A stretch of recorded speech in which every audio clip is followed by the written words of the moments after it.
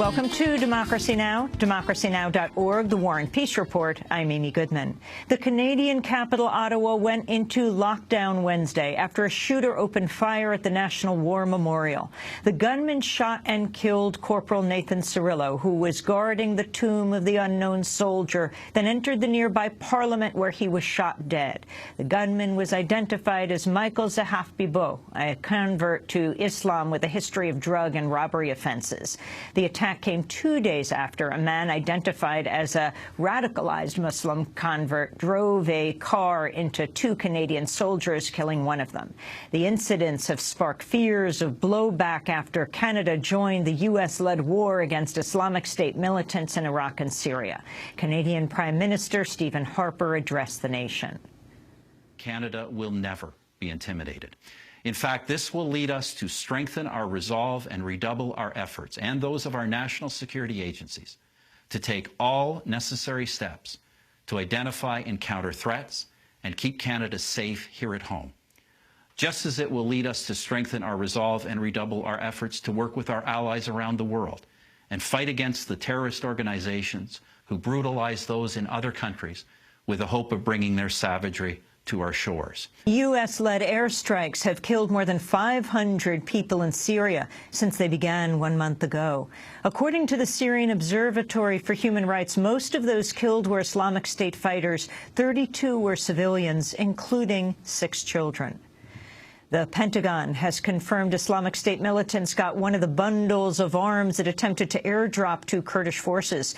The bundle included small arms and hand grenades. The Pentagon says the wind caused it to shift off course. A federal jury has returned guilty verdicts against 4 Blackwater operatives involved in the 2007 massacre of 17 Iraqi civilians in Baghdad's Nisoor Square. Nicholas Slatton was found guilty of first-degree murder, while 3 other guards were convicted of voluntary manslaughter. We'll speak with Jeremy Scahill, author of Blackwater, the Rise of the World's Most Powerful Mercenary Army, later in the broadcast. The record outbreak of Ebola has officially killed nearly 4,900 people, but the death toll could actually be 3 times that. The World Health Organization says cases continue to go vastly undercounted in Liberia, Guinea, and Sierra Leone.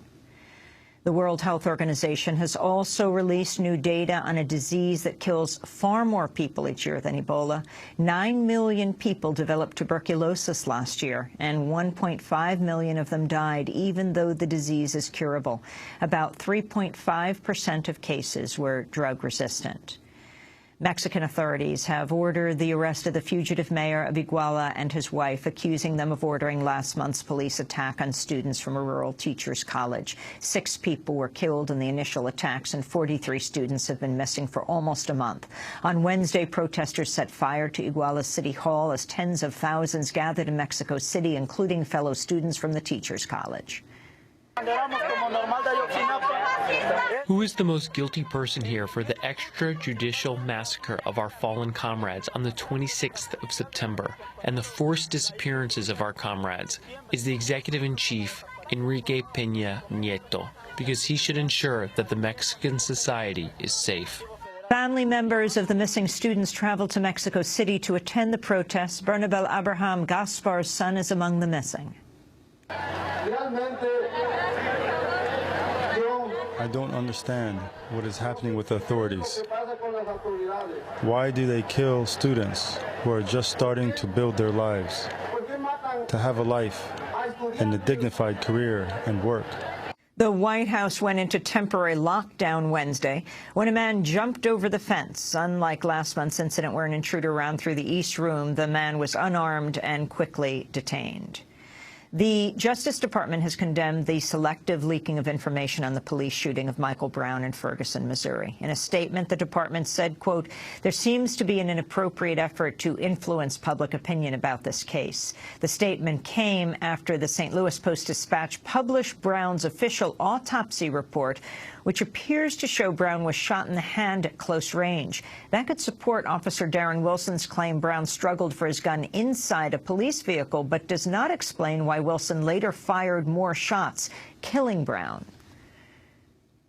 Protests against police brutality were held Wednesday in Ferguson, Missouri, and more than 80 other cities across the country. New York City residents joined the National Day of Protest to stop police brutality, repression, and the criminalization of a generation.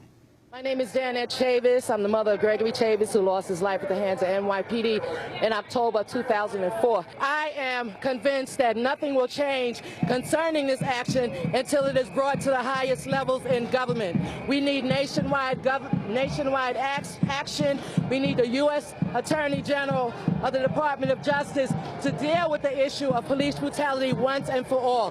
Thousands of people are being murdered whose cases we know nothing about because they don't have the ability to have their tragedy highlighted in the media. And those are some of the headlines. This is Democracy Now!, democracynow.org.